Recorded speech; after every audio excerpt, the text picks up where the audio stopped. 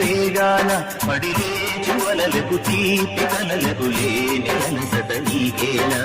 నల్ల నల్ల నెడలోన ఎల్ల కిల్ల పడ్డట్టుంద అల్లు మల్లు ఆకాశాల చుక్కలు అమ్మాయంటి జాబిల్లమ్మ అబ్బాయంటి సూర్యుడమ్మ ఇంటిది పరవలంట దిక్కులు ఎవరికి వారే యమునకు నీరే